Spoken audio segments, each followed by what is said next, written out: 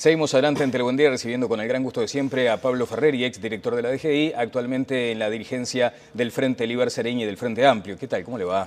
Muy buenos días, Daniel. Un verdadero placer estar aquí. Igualmente para nosotros. Bueno, hoy hay un título en La República destacado a propósito de una entrevista que le realizan donde usted señala que la economía creció pese a los agoreros del desastre. ¿A quién o a quiénes está destinada esa consideración, Pablo? Sí, nosotros vemos en estos días de campaña electoral donde todos los humores se exacerban, por decirlo de alguna manera, y escuchamos predicciones sobre la economía o hablando de la situación macroeconómica y fiscal del Uruguay, que parece que realmente estuviéramos en una dimensión paralela, ¿no? Vemos hablar todos los días de caos fiscal o que la economía va a un enlentecimiento absoluto. Y en realidad, Daniel, la realidad es porfiada, ¿no? Los datos que se publicaron en el día de ayer por parte del Banco Central hablan de una economía en crecimiento, robusta. Un 3,7% creció el segundo trimestre del año con respecto al mismo periodo del año anterior. Es un crecimiento muy pero muy bueno, pero aparte si lo abrimos, creció la economía en todos los sectores salvo en la construcción. Esto habla de una economía pujante en todos los sectores de actividad. Y tiene más valor este dato cuando miramos el barrio. Brasil entró en recesión técnica, Argentina en un nivel de inestabilidad muy fuerte, por lo tanto Uruguay mantiene el rumbo estratégico, el proyecto estratégico de desarrollo nacional, de equidad y de crecimiento y de equidad, que ha logrado este círculo virtuoso, que ya es el ciclo económico, la bonanza económica más importante de nuestra historia contemporánea. Bien, se ha señalado por parte del oficialismo que la oposición pretendía no ingresar en el terreno, en el plano económico, porque allí las cuestiones funcionaban bien. Sin embargo, como usted ha señalado, se ha metido en campaña el asunto. ¿Le pareció atinado, oportuno lo que dijo el contador Astori respecto a que la oposición no tenía programa? ¿No fue, digamos, matizar lo que es un trabajo también de compatriotas? Bueno, es que hay que contextualizarlas en el tiempo. Hoy por hoy el Partido Nacional tiene programa, porque lo lanzó ayer. Hasta el día de ayer no tenía programa. Eso es un hecho fáctico. Pero yo no me quiero expedir sobre el programa del Partido Nacional por dos cosas. La primera, porque sería una falta de respeto hacerlo cuando salió en el día de ayer y quiero leerlo como merece una fuerza política de la importancia del Partido Nacional. Y en segundo lugar, porque estamos absolutamente convencidos de que va a haber un tercer gobierno progresista en Uruguay que va a reafirmar la línea de trabajo que se ha venido siguiendo. ¿Y sobre ese apunte de Astori qué consideraciones tiene? Bueno, reitero, ahora me voy a poder informar sobre el programa del Partido Nacional, cosa que hasta ayer no podía hacer. ¿Pero antes no se había exhibido alguna línea interesante como para por lo menos propiciar un debate? Bueno, nosotros tuvimos dos instancias donde se discutió con asesores económicos de todos los partidos políticos y la verdad, Daniel, que vimos pocas propuestas, esto debo decirlo con franqueza, sobre todo cuando en estos días vemos asesores del riñón por ejemplo, del Partido Nacional, que a uno le hace pensar que están desconectados de la realidad, ¿no? Cuando uno ve al economista Dura decir que antes del año 2004 Uruguay estaba muy bien, cuando Uruguay tenía un 40% de pobreza, un 17% de desempleo, altos niveles de indigencia, la segunda deuda pública más elevada del mundo en relación al PBI del país, pero además con miles de uruguayos que emigraban, con miles de uruguayos que perdían sus fuentes de trabajo. Bueno, decir que estaba muy bien el Uruguay implica dos cosas. Yo creo que un gran desconocimiento o desconsideración para los uruguayos que la pasaron muy mal, pero sobre todo una desconexión de la realidad. Y la pregunta es, Daniel, ya que piensan que antes del 2004 estábamos muy bien, si lo que quieren hacer cuando lleguen al gobierno es volver a esa época. Yo creo que los uruguayos van a pensar estas cosas. El pueblo uruguayo es muy inteligente y sacará sus propias conclusiones. Bien, ayer en la presentación del programa también vale la pena destacar que necesitamos acercarnos a ese material que fue entregado por el equipo de Luis Lacalle Pou, pero en algún momento del discurso del candidato Blanco se remarcó lo que había sido aquella circunstancia difícil. Fue como una sensación de decir, bueno, de pronto sí fue equivocado el pronunciamiento de Dura. Bueno, yo creo que fue un pronunciamiento claramente equivocado. ¿Llegó a escuchar a la calle Pou ayer en la presentación de su programa? No. No, porque nosotros estamos con nuestros lunes de Uruguay por más, donde el Frente Amplio viene ya, ayer fue el tercer lunes, donde estamos lanzando nuestras propuestas programáticas. En el día de ayer tuvimos una puesta en consideración de la ciudadanía de la agenda de derechos que propone el Frente Amplio para un tercer gobierno, con desafíos enormes, Daniel, como de educación, vivienda, seguridad y el Plan Nacional Integrado de Cuidados. Por lo tanto, no lo pude hacer, pero seguramente lo haré porque, reitero, merece todo el respeto el poder considerarlo con tiempo esas cosas. Bueno, y además hoy lo puede mirar a las 10:30 de la noche en Uruguay Decide, en el primer programa. Le vamos a preguntar a la calle Pou respecto a estas declaraciones de Dura. Allí de pronto tiene una clave para entender. Va a ser una cita obligada a ver un programa de la calidad que tú sueles hacer además con un peñarolense de ley como Fernando. Bueno, con Fernando, exactamente, vamos a estar a las 10:30 hoy. Usted habló de la bonanza y allí hay consideraciones respecto a cómo se utilizó ese tiempo de bonanza. Se menciona, por ejemplo, que le faltó calidad al gasto. De hecho, el otro día en el cierre de la rural se enfatizó, se reclamó por parte del sector agropecuario la importancia de manejar mejor los recursos de todos. Yo creo que esa es una agenda pendiente de cualquier gobierno. Mejorar la calidad del gasto es absolutamente fundamental. Yo creo que Uruguay ha cambiado, y esto también es un apunte interesante, su política económica de manera notable.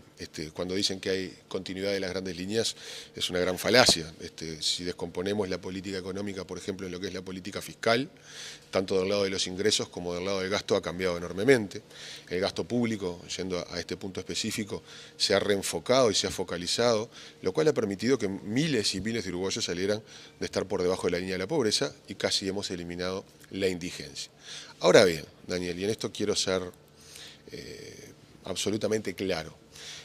Todo esto ocurrió porque desde el lado de los ingresos hubo una reforma tributaria, un diseño de política tributaria muy distinta, pero sobre todo porque los uruguayos pagaron los impuestos. Es decir, hay que reconocer el esfuerzo que los uruguayos han hecho. Y en esto yo no lo hablo desde la teoría, lo hablo desde la práctica, porque hasta hace un mes estuve en el mostrador y vi pasar por mi despacho muchos evasores de impuestos. Pero también vi pasar decenas de uruguayos que con mucho esfuerzo y mucho sacrificio pagaban sus impuestos. Entonces debemos retribuir ese esfuerzo con bienes y servicios de alta calidad. Y ahí yo creo que hay dos palabras que tienen que ser aliadas de cualquier fuerza política, de cualquier persona que aspira a formar parte de un gobierno, que son la humildad y la autocrítica. Y en ese sentido es justo reconocer que en algunos servicios debemos actuar con mayor esfuerzo, con mayor excelencia en la gestión, para que la provisión de bienes y servicios apunte a la excelencia, a la calidad. Tenemos que mejorar en servicios claves como lo es la educación, tenemos que mejorar en seguridad, tenemos que profundizar y mejorar el Sistema Nacional Integrado de Salud. Y una apuesta muy fuerte del Frente Amplio es el Sistema Integrado de Cuidados, donde tenemos que actuar con gran capacidad de gestión para que podamos apuntalar ese gran pilar de la sociedad que amplía las políticas sociales, atendiendo a discapacitados, a adultos mayores, pero sobre todo, y ahí estará el gran esfuerzo presupuestal del Sistema Nacional de Cuidados, a la primera infancia, Daniel. En la primera infancia es donde se juega el partido de las oportunidades y por lo tanto ahí debe invertir Uruguay, sobre todo cuando es en la franja etaria donde tenemos mayores niveles de pobreza aún. Por lo tanto, en estas cuestiones, en la calidad de los servicios que brindamos a la ciudadanía, tenemos que poner el foco en un tercer gobierno y actuar con mucho mayor eficiencia para retribuir el esfuerzo de los ciudadanos. Bien, ¿es razonable entonces el reclamo que se hace de un gasto público de mejor calidad? Porque también aquí mismo habíamos dicho en alguna oportunidad que la recaudación de la impositiva había crecido a niveles históricos, pero que de pronto el ciudadano común y corriente sentía que le faltaba aquella contraprestación de calidad y se indicaba que eran niveles de presión tributaria a niveles en condiciones europeas y servicios tercermundistas, para caer en esa figura bien facilonga. Es así, efectivamente, porque hay que contratar seguridad privada de pronto, porque hay que optar por la educación privada en muchos casos. Entonces, ¿es allá a donde usted apunta? ¿Hubo como un descontrol en el gasto en algún caso? No, yo no hablaría de descontrol. Y en segundo lugar, esa imagen, como tú decías, facilonga, Uruguay tampoco tiene una presión tributaria igual a la de los países europeos. Eso hay que dejarlo claro, Uruguay no llega a una presión del 30% Acá del lo PIB, habíamos dicho también. y los países europeos tienen una presión varios puntos superior, pero sí creo que en algunos servicios, reitero, tenemos que mejorar.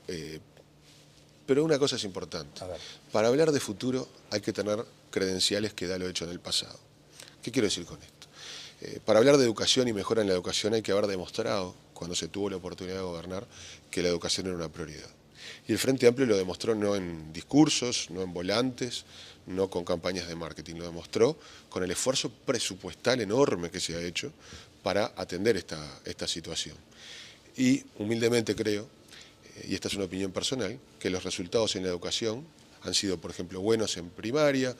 Hoy en la educación terciaria, 2 de cada 3 alumnos que se reciben son hijos de padres que nunca fueron a la universidad. Pero tenemos problemas, y tenemos problemas, por ejemplo, en secundaria, y ahí tenemos que actuar con mucho mayor calidad, con mucho mayor eficiencia. ¿Y por dónde se encuentra esa calidad y esa eficiencia? Porque también hay una sensación de que los corporativismos atentaron contra esa dotación importante de recursos que hubo para la educación secundaria. Yo creo que en el fondo, Daniel, es una cuestión sencilla de decir por lo menos, pero conceptualmente tenemos que ir hacia un nuevo paradigma donde el centro de las preocupaciones, el centro de la provisión de los bienes y servicios, tiene que ser el ciudadano.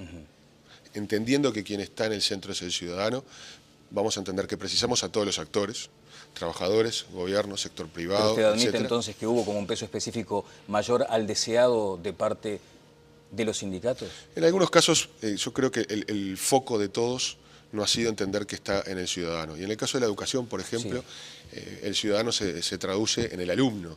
Tenemos que entender para qué queremos educar, qué queremos ofrecer. Obviamente la educación tiene que estar alineada con un proyecto de país determinado. Tenemos que ofrecer inclusión social, movilidad social, oportunidades en la vida. Eso se logra con excelencia docente, requiere mejor capacitación, también mejores salarios y, por supuesto, mejores niveles de evaluación. Entendiendo, reitero, que el foco está en el alumno. A mí me gusta titular todo el capítulo de bienes y servicios públicos diciendo que hay que premiar el esfuerzo. Premiar el esfuerzo de los ciudadanos que pagan sus impuestos, que quieren estudiar para progresar, que quieren trabajar para salir adelante. También a los pequeños y medianos empresarios que abren todos los días la cortina de su negocio y también de los grandes empresarios honestos que generan fuentes de trabajo de calidad para los uruguayos. Entonces, debemos premiar el esfuerzo. Bueno, hay otro aspecto que se ha colado en la campaña y tiene que ver con el gasto de las empresas públicas. Desde su punto de vista, ¿se manejó bien ese gasto, esa inversión publicitaria, por ejemplo? El hecho de tener ahora una circunstancia complicada con ANCAP, ¿no son las demostraciones de que de pronto sí debió existir un mejor gerenciamiento de los recursos públicos? Bueno, ahí también tenemos que diferenciar, cuando hablamos del déficit en algún caso de alguna empresa pública, qué parte de eso es inversión, cuánto destinaron a inversión, cómo hace eso que queden expuestas por ejemplo, el tipo de cambio. Son varias las aristas que tenemos que considerar. Vayamos al caso de ANCAP. Usted entiende que ahí hay un descalce por el tipo de cambio. Una parte importante del déficit está claramente explicado por eso, pero además, Daniel, pongo 2 ejemplos en materia energética, el caso de ANCAP y el caso de UTE. El nivel de desinversión que tenían las empresas públicas uruguayas llevaba a cuestionar su misma viabilidad. Yo, por ejemplo, no podía creer, y lo digo con todo respeto, cuando el doctor Bordaberry el otro día en la Rural del Prado decía que quería volver a manejar las empresas públicas como se hacía antes del año 2004. Basta ver lo que era UTE, lo que era ANCAP, la desinversión que tenían estas empresas públicas. Bueno, se ha hecho un esfuerzo enorme en invertir para poner a tiro a estas empresas, justamente para que la provisión de bienes y servicios sea del nivel que los uruguayos se merecen. Eso no quita que siempre se pueda mejorar y ya, por suerte, y estas son las cosas que también habla bien de los uruguayos y del sistema político uruguayo, ahí mismo en la Rural del Prado se llegó a un consenso, por ejemplo, para lo que tiene que ver con la publicidad oficial de las empresas públicas. Me parece un punto muy interesante y que seguramente rápidamente todos los partidos políticos, y estas cosas a veces igual es mejor esperar al día siguiente de las elecciones para conversarlas con tranquilidad. ¿Hubo algo de carnaval electoral? No, yo creo que no. Sinceramente, lo digo con franqueza, se han hecho niveles de inversiones adecuados. Si miramos la inversión en publicidad, históricamente esto ha ocurrido. A mí no me gusta no me gustaría hablar en términos de carnaval electoral, pero sí creo que hay oportunidades de mejora. Oportunidades de cuidar mejor ese gasto.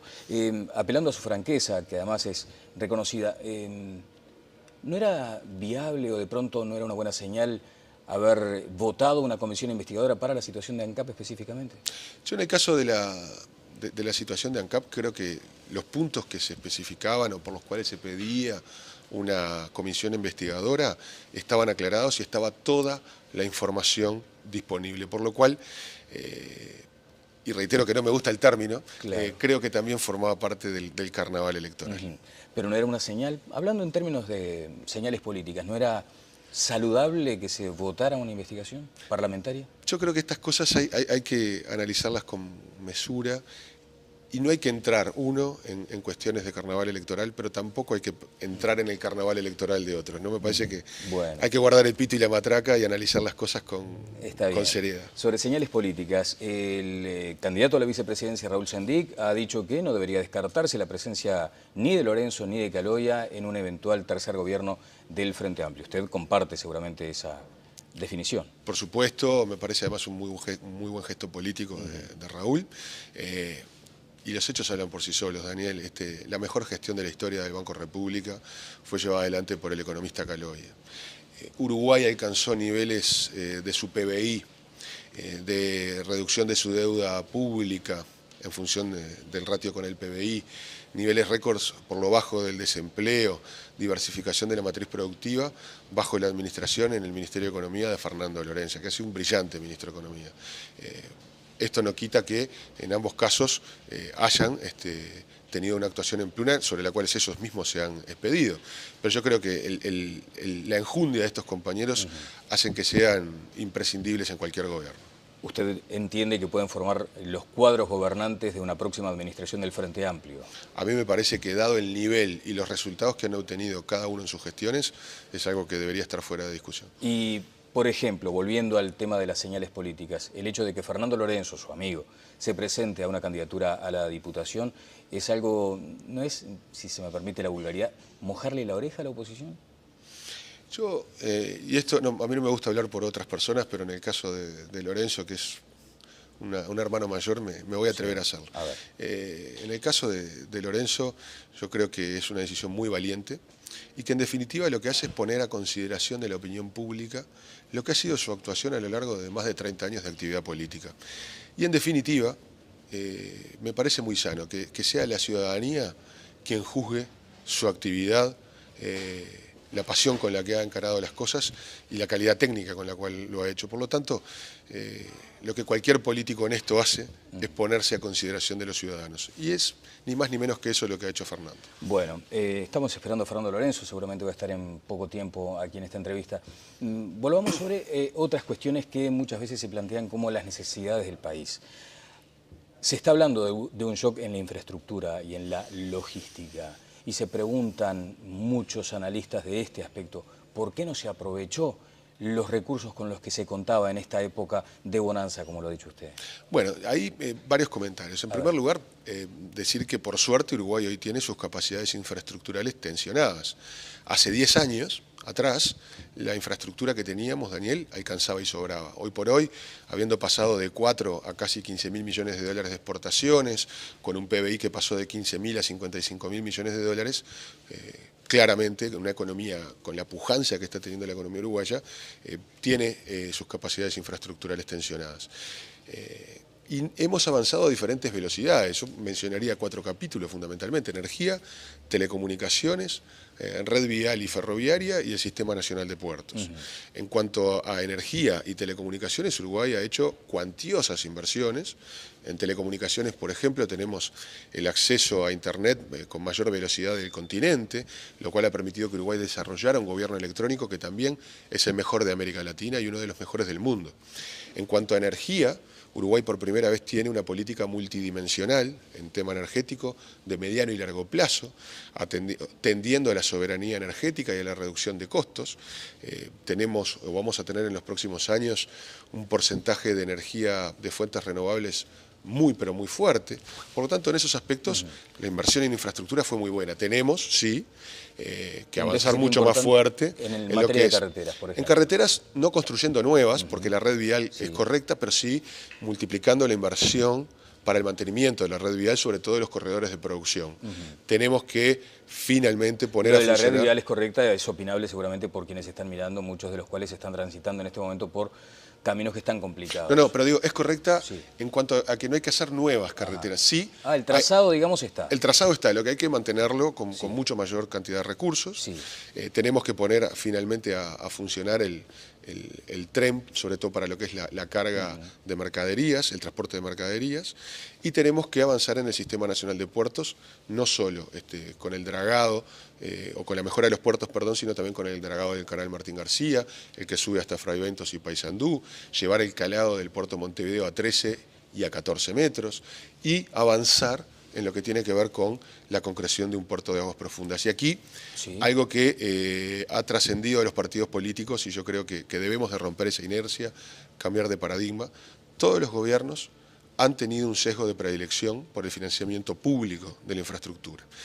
Las necesidades que vamos a tener en infraestructura en las próximas décadas superan largamente las posibilidades fiscales, por lo cual vamos a tener que tener una participación del sector privado mucho mayor.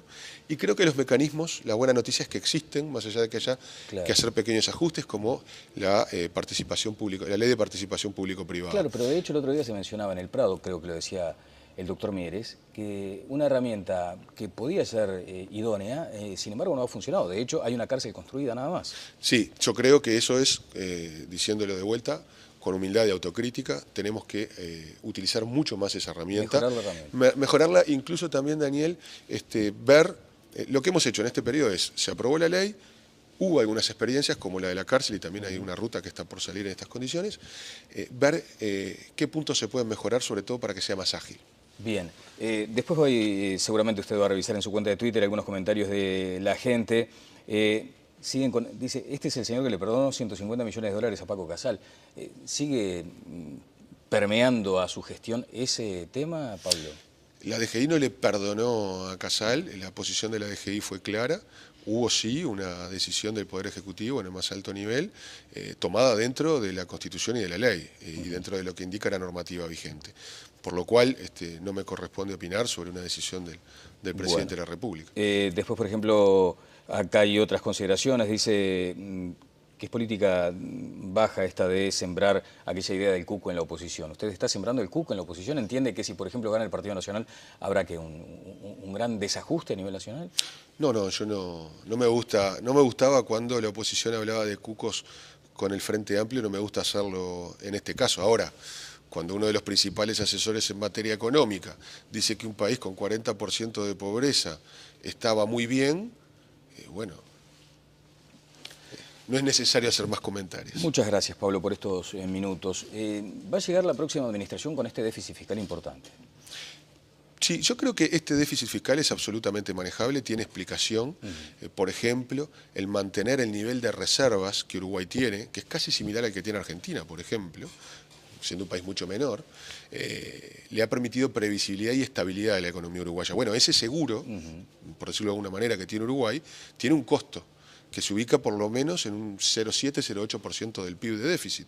Es decir, hay que ver de qué se trata ese déficit. Pero hay que bajarlo, ese es el compromiso. Yo creo que sí, tenemos que ir a una situación en la cual, teniendo un déficit manejable, las condiciones de Uruguay hoy indican que el déficit es manejable, vemos los números del comportamiento de la economía que salen en estos días, pero tenemos que ir a una adecuación del gasto en el mediano y largo plazo para que ese déficit tienda a bajar. O sea, no se da esa situación de manejar el déficit, bajarlo y aumentar el gasto, como es necesario de acuerdo a algunas políticas que están anunciadas por parte del Frente Amplio. ¿No hay una incompatibilidad allí? Nosotros, y ahí retomo el concepto de que hay que tener credenciales de lo hecho en el pasado para hablar del futuro con propiedad. El Frente Amplio se ha caracterizado por la estabilidad macroeconómica y fiscal, que ha sido una base de sustento fundamental para todo lo demás que se ha hecho. Y en el futuro vamos a actuar con la misma responsabilidad. Descartamos completamente la necesidad de hacer un ajuste fiscal. Esto no implica que los gastos que se vayan haciendo vayan en consonancia con la capacidad fiscal que tenga el país y tendiendo además, Daniel, sin hacer un ajuste fiscal, reitero, a ir adecuando el gasto para que Uruguay va a continuar creciendo, que el crecimiento esté acompasado con niveles de gasto superiores, pero que vayan permitiendo reducir el gasto fiscal, el déficit fiscal. Me queda la del estribo, pero seguramente lo voy a recibir más adelante. ¿Cómo se hace para negociar un presupuesto si no se alcanzan las mayorías? Bueno, ahí hay que apostar al diálogo, hay que apostar a proyectos comunes y hay que apostar a políticas de Estado, fundamentalmente. Uruguay tiene áreas importantes como lo que hablamos de infraestructuras, educación. Hay un capítulo, Daniel, que es para un programa entero, que es la incorporación de la ciencia, la tecnología y la innovación de manera importante en la agenda pública, la inserción internacional.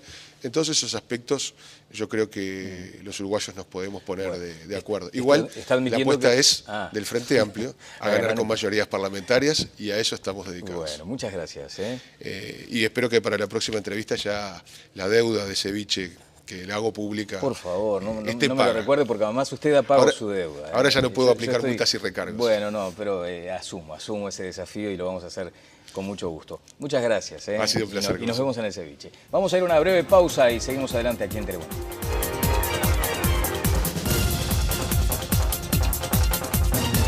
Que realmente estuviéramos en una dimensión paralela, ¿no? Vemos hablar todos los días de caos fiscal o que la economía va a un enlentecimiento absoluto. Y en realidad, Daniel, la realidad es porfiada, ¿no? Los datos que se publicaron en el día de ayer por parte del Banco Central hablan de una economía en crecimiento, robusta. Un 3,7% creció el segundo trimestre del año con respecto al mismo periodo del año anterior. Es un crecimiento muy pero muy bueno, pero aparte si lo abrimos, creció la economía en todos los sectores salvo en la construcción. Esto habla de una economía pujante en todos los sectores de actividad. Seguimos adelante en Telemundo recibiendo con el gran gusto de siempre a Pablo Ferreri, exdirector de la DGI, actualmente en la dirigencia del Frente Liber Sereñi y del Frente Amplio. ¿Qué tal? ¿Cómo le va? Muy buenos días, Daniel. Un verdadero placer estar aquí. Igualmente para nosotros. Bueno, hoy hay un título en La República destacado a propósito de una entrevista que le realizan, donde usted señala que la economía creció pese a los agoreros del desastre. ¿A quién o a quiénes está destinada esa consideración, Pablo? Sí, nosotros vemos en estos días de campaña electoral donde todos los humores se exacerban, por decirlo de alguna manera, y escuchamos predicciones sobre la economía o hablando de la situación macroeconómica y fiscal del Uruguay, que parece que tiene más valor este dato cuando miramos el barrio. Brasil entró en recesión técnica, Argentina en un nivel de inestabilidad muy fuerte, por lo tanto Uruguay mantiene el rumbo estratégico, el proyecto estratégico de desarrollo nacional, de equidad y de crecimiento y de equidad, que ha logrado este círculo virtuoso, que ya es el ciclo económico, la bonanza económica más importante de nuestra historia contemporánea. Bien, se ha señalado por parte del oficialismo que la oposición pretendía no ingresar en el terreno, en el plano económico, porque allí las cuestiones funcionaban bien. Sin embargo, como usted ha señalado, se ha metido en... Y en segundo lugar, porque estamos absolutamente convencidos de que va a haber un tercer gobierno progresista en Uruguay que va a reafirmar la línea de trabajo que se ha venido siguiendo. ¿Y sobre ese apunte de Astori qué consideraciones tiene?